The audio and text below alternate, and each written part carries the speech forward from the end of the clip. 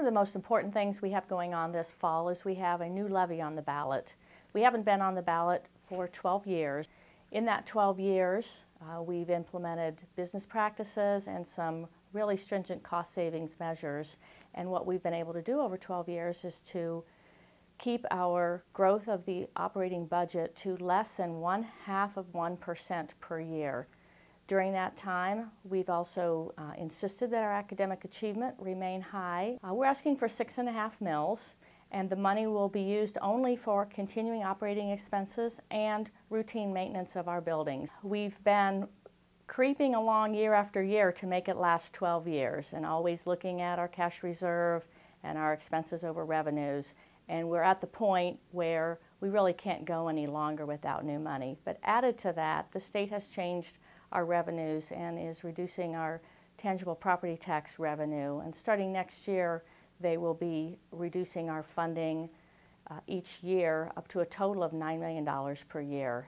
The Board of Education is committed to making this levy last at least 5 years. Now, in 2004, we made that same promise to the community, and we made the levy last 12 years.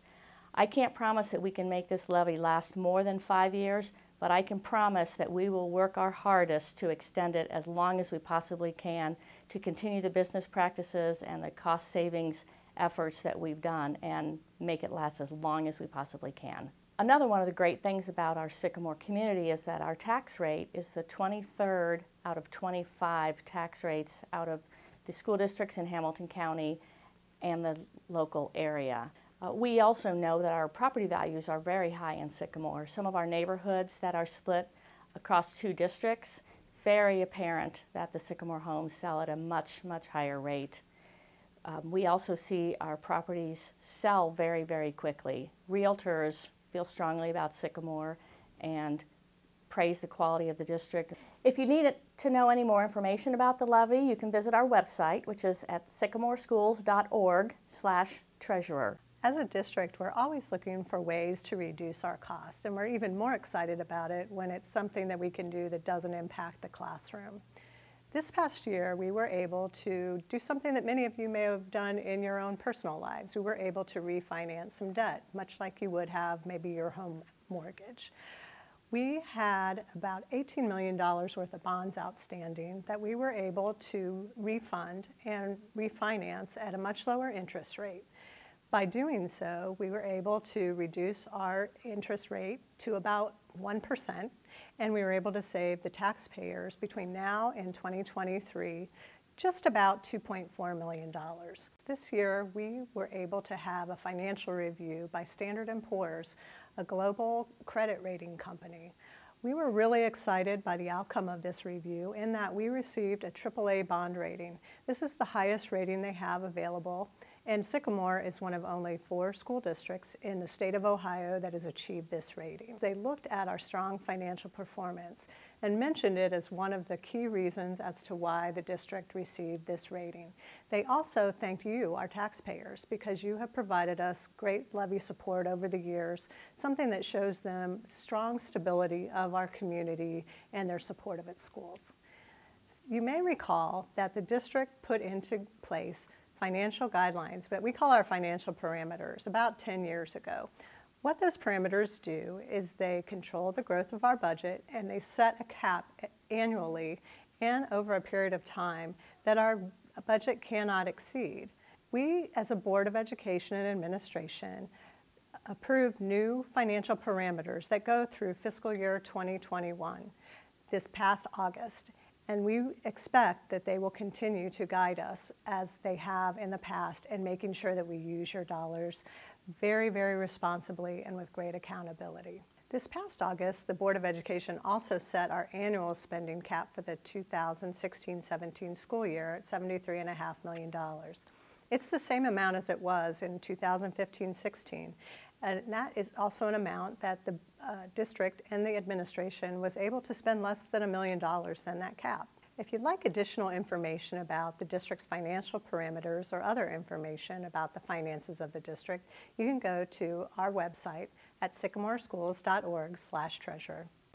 In my second year as superintendent, I've learned so many great things about our great district, but what has really struck me most to my heart is the power of the Spirit and pride in our schools and for our students. Our parents, our staff, our leaders in our building every day come to our schools with a service in their heart and a willingness to do all that they can to help our students be successful and to reach their full potential. So I thought I'd take a moment and talk to you about the most important part of our district, and that is our students. Our enrollment currently right now is 5,393 students. That is actually up 80 students from the close of the 2015 school year. We celebrate the diversity within our district. Our students come from countries around the world. Case in point, we have 35 different languages spoken among our student body, and we are represented by almost 50 different countries among our student body. Our diversity is one of our greatest strengths in Sycamore, and it's celebrated in our classrooms, in our athletic venues, in our extracurricular activities each and every day.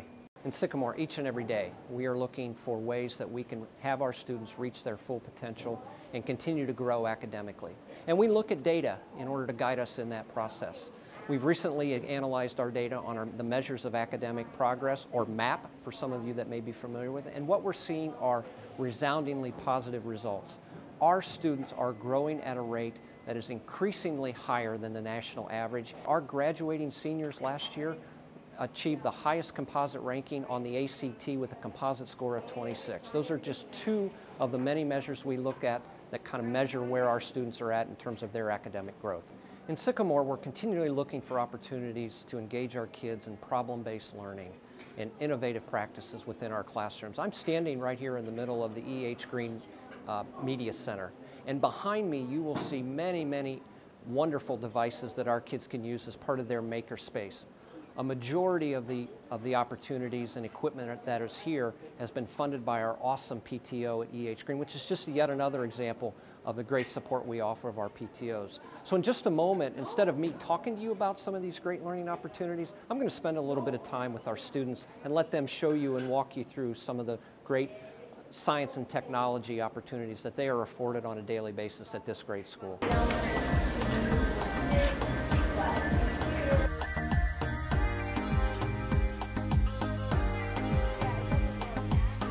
Got a virtual reality device that is part of the Makerspace here at E.H. Greene School. So Sai, you want to tell me a little bit about it? Yeah, you can go anywhere. You want to try it? I would love to try it. Will you show me how? Yeah.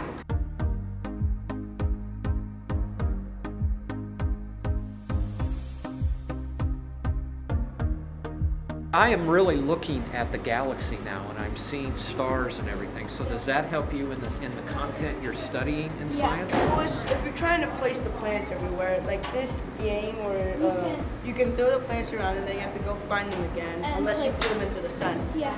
And then you have to put them back where they were before. Yeah. So it really allows you to kind of manipulate yourself around the solar system. Yeah. All right, awesome. Well, thank you for that. That is amazing. Here with Allie, who's a 6th grader here at E.H. Greene, and she's going to walk me through what looks like an exciting possibility to do some invention. So Allie, you want to tell me a little bit about it? So you basically, it's a cricket cutter, which has a bunch of designs loaded onto the side, and you can choose one. Pick the bookmark. So you select it. Okay, I did. And you click Make It Now. And And you actually put that marker into that, Yes. and will that device then make the bookmark? yeah. Actually, you can see our design being put through this machine right here, and it's actually creating our Yes. project. Is that right? And you can learn the design process through this. Very cool. This is our finished product, and amazing, and really in somewhat of a short period of time. Yeah. It printed really quickly. Printed really quickly, and it all came off without a hitch, right? Now, it doesn't always happen that way, No. right? Sometimes it makes mistakes, or the technology doesn't work. All right, so we just keep trying, right? And learn from our mistakes. That's the design process. She hit it right on the button. Okay, I'm here with Maya Reardon. She's a 6th grader here at E.H. Greene, and I love your Sycamore Aves jacket. So Maya, tell us a little bit about what you're working on. I'm making a post-it note filing cabinet for all my post-it notes, and I have to recreate it a little from my second draft because it didn't turn out very well. Okay. So you're designing a kind of a 3D that will eventually be a project, right? Mm-hmm. Okay, now you want to tell me a little bit about this program that you're using? This is Solid Edge. You can Solid Edge. make designs with like by drawing them and using shapes to make it. Okay. I started this summer at STEAM Camp. Yeah. And I haven't finished it because our 3D printer messed it up. Okay. And so I tried printing it on our new 3D printer and it worked, but it wasn't dense enough. Okay. So I have to try it again, and I'm adding some features to it. I'm here with my friend Jackson, who's in 6th grade. And this looks like, correct me if I'm wrong, Jackson, a 3D printer. Yes. Is that right? Yeah. So tell me what that 3D printer is doing right now. This is the new 3D printer we got about a couple of weeks ago. It's the Gorilla Maker, and it works 3 times faster than the other printers. So I'm noticing an actual boat being made. It's a tugboat. So it's a tugboat. So somebody, maybe you or somebody else, had to think of that idea, design it, get it into some software program, and send it to this 3D printer. Yeah. What material is that? This is yellow file that we use, and it goes through this tube and enters into an extruder, and then it starts to make. Okay, all right. So this whole process, is this something you're interested in? Yeah. And what are you learning through this process? How we can make things that you wouldn't usually be able to make in 3D. Become 3D. Joseph, why don't you walk us through a little bit of this poster maker and how this works? All right. So this is basically a printer on a huge scale. It's printing on like vinyl, so the stuff that the records are made out of, and like tiles. Over here we have a... Okay. We have a finished product that we've done? Of that. Okay, great. This is the poster that will finally come out of this, and all you have to do is cut it. The design process totally comes from Google Slides. Okay, so you design it in Google Slides, and then you put it in this, and then it sends it to the printer. Yeah. So we've made like, so you know, CERs, the claim evidence reasoning. Which is a very important thing in our writing, right? Yep. We've made a that poster just like showing how to give a CER. We've also made, so all of these posters that you see hanging around here, so the Haddix poster, the I Think Right question I designed, Makerspace, and that one, the Phil Hackett one, that's what In pure aviator fashion, we continue to fly high in terms of the things we are looking for with our priorities for the 2016-17 school year. Our priorities are lasered on continuing rigorous and relevant opportunities for our students, maintaining a safe and secure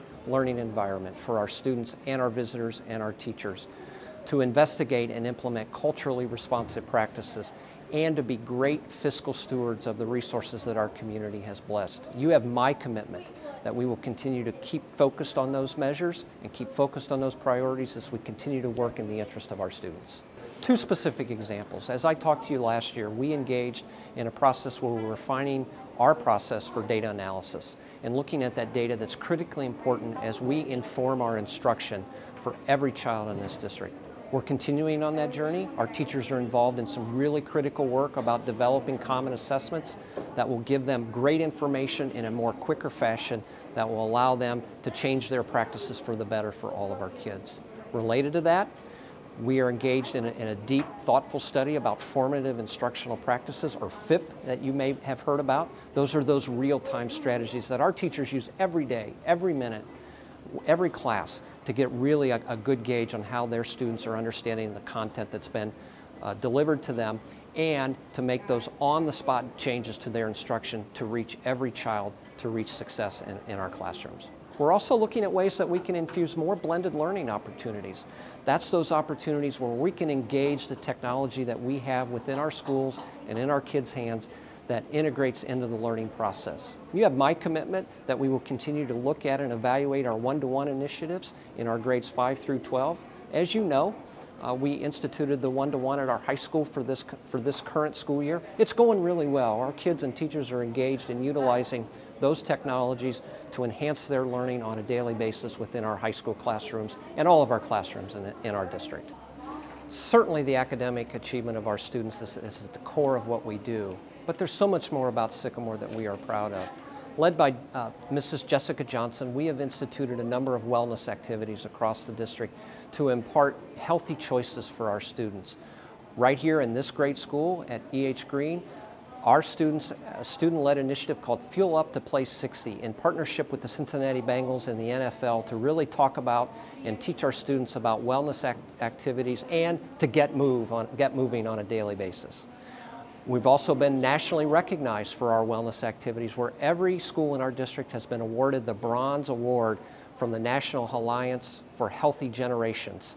So related to our wellness activities, we are also deeply involved in helping our students have a broader understanding of our responsibility to our environment. Our Greene initiatives, led by a great group of parents and Mr. Chad Lewis, our Director of Business Operations, have engaged our school staff and our students and parent organizations in a number of Greene activities. We're doing a lot of composting, recycling activities. We've instituted water filling stations in all of our schools, to the point where we've received both national and state awards. Based on your feedback, we've done a number of things to enhance our communication. Our parents will see a weekly newsletter on a standard template that comes home every Friday from each of our schools. We are examining a mobile app that will come some point down the road in the near future. We are also giving some thoughtful study to how we engage and think about strategies to engage with our families that do not send kids to our schools on a daily basis. Our empty nesters, our retired residents, our families that do not have kids in our schools as yet. We know they are important members of our community, and we want to look for ways that we can engage them in a productive manner. So in closing, I want to thank everybody that's gotten the 2016-17 school year off to an amazingly productive and positive start. That's the professionalism of our staff, the involvement and the engagement of our great parents, and certainly, last but certainly not least, our fantastic students who come to our schools every day ready to learn and ready to give back. As your superintendent, I am honored to serve all of this community, and it's my mission as we carry forward to do everything in my power to keep Sycamore strong. Thank you for listening, and let's have a great 2016-17 school year.